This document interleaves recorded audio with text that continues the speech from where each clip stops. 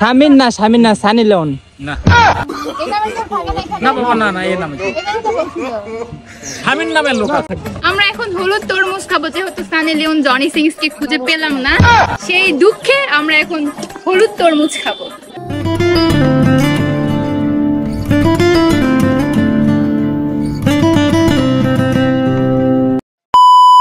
Hello guys, আসসালামু আলাইকুম। কি অবস্থা সবার? আশা করি সবাই ভালো আছেন। প্রতিদিনের মতো আজকের ব্লগটা খুবই স্পেশাল হইতেছে।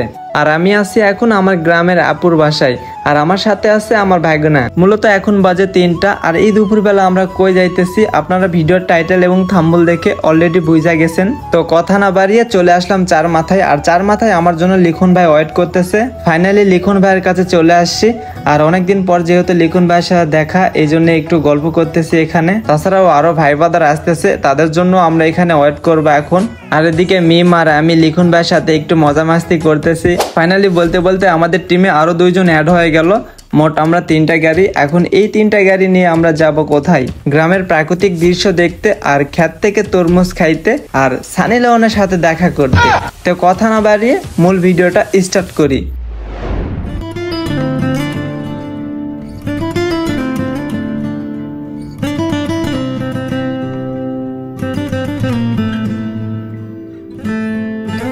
এক কথায় গ্রামের প্রাকৃতিক দৃশ্য দেখতে কার না ভালো লাগে। আর এই প্রাকৃতিক দৃশ্য দেখতে দেখতে আমরাও প্রকৃতির সাথে হারায় গেলাম। তো আপনারা এই গরমে চার দেওয়ালের ভিতর বন্দি না থাকে খোলা আকাশের নিচে মুক্ত বাতাসে ঘোরো। আর যাই হোক, গ্রামের দৃশ্যগুলো সবারই ভালো লাগে। আর আমার কাছে একটা জিনিস খুব বেশি ভালো লাগেছে, যে এই দিককার রাস্তাগুলো অনেক সুন্দর। তো বলছি কি ভাই, কারো প্রেমে পড়লে ভ্রমণের প্রেমে পড়ো। ভ্রমণ তোমাকে কষ্ট দিবে না, বরং শান্তি দিবে। তো বলতে বলতে আমরা চলে আসলাম, এইটা মাদাইনগরের ব্রিজ বলে এক কথায়। তো ব্রিজটার উপরে আমরা উঠে গেছি, আর ব্রিজটা অনেক সুন্দর। তো সুন্দরের সাথে 2টা সুন্দরী মেয়েকেও দেখা যাইতেছে। থাক, ওইদিকে আর লুক দিলাম না, শুধু পিছন থেকে তাদেরকে টাটা বাই বাই দিলাম।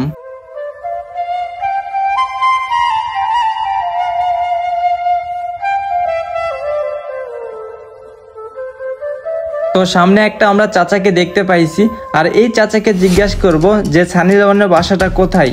চাচা, ওই যে কি আপনার সানি লিওনের বাসাটা কোন দিকে? এক বাসা সানি লিওনের সানি লিওন কাকা সানি লিওন চিনেন? না, এটা সানি লিওন কে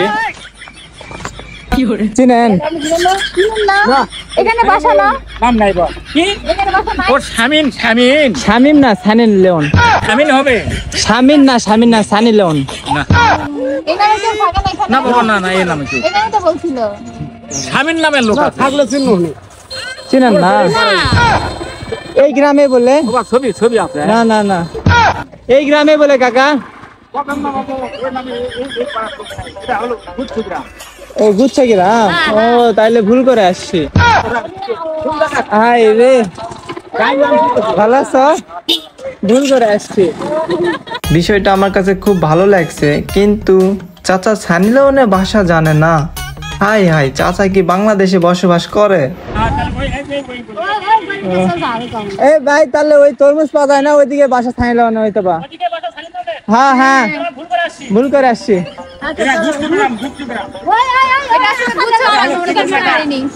গুচ্ছ গ্রাম এটা।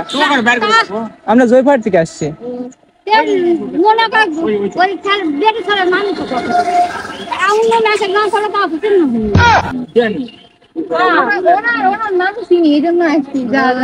ওই সানি লিওনের বাসাতে। আচ্ছা, এই ভুল করে আসছি ভাই, চলেন ওইদিকে। বিষয়টা আমার কাছে অনেক হাস্যকর লাগছে, যেহেতু চাচা সানি লিওনের বাসাটা খুঁজে দিতে পারেনি। তো অবশেষে চাচি বলছে যে সামনের গ্রামে হইতে পারে। তো চাচির কথা মতো এখন আমরা সামনের গ্রামে যাইতেছি। তো দেখা যাক সামনের গ্রামে কি আসলে সানি লিওনের বাসাটা কি আছে কিনা।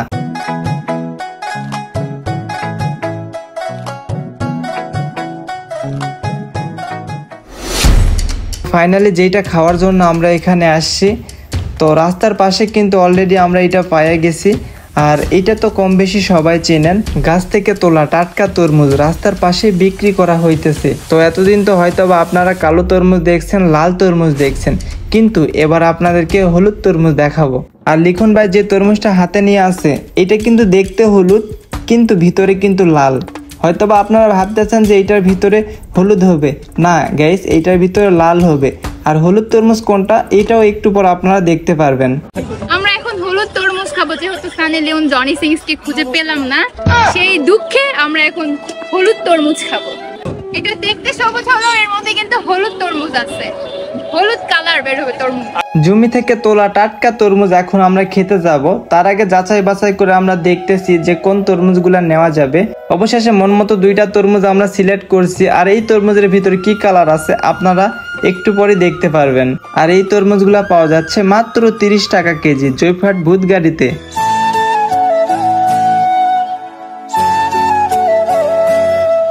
হাই হাই, সবুজ তরমুজের ভিতরে হলুদ তরমুজ কিভাবে আসলো? বিষয়টা কিন্তু আমিও জানতাম না। এখানে আসার পরে আমি জানা গেছি যে সবুজ তরমুজের ভিতরে হলুদ তরমুজ পাওয়া যায়। এদিকে আমার ভাগনা তো অলরেডি তরমুজ খাওয়া শুরু করে দিছে একের পর। আর এদিকে আশিক ভাই আছে, আশিক ভাই তরমুজ খাইতেছে। তো সবাই এখানে ভরপুর তরমুজ খাইতেছে। আসলে গাইস এখানকার তরমুজ অনেক ভালো এক কথায়। তো আপনারা যেহেতু কখনো আসেন তাহলে জয়পুরহাট ভূতগাড়িতে আসবেন, এখানে অনেক তরমুজ পাওয়া যায়।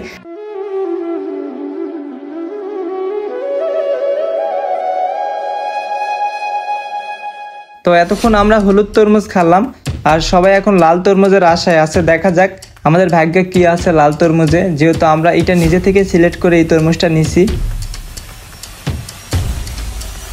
আমি যেটা মনে করলাম সেইটাই হইল যে লাল তরমুজ খুব একটা ভালো হবে না। তো অবশেষে লাল তরমুজটাও খারাপ বের হয়েছে। তো এইটা এখন আমরা ব্যাক করে দিব, দিয়ে আবার একটা নিব, দেখা যাক ওই তরমুজটা কেমন হয়। আমাদের মনে হয় আর লাল তরমুজ খাওয়ার ভাগ্য হলো না, কারণ এইটার ভিতরেও দেখি সাদা, তাছাড়াও কোনো প্রকার মিষ্টি নাই। আর এইটাও রিজেক্ট করে দিলাম।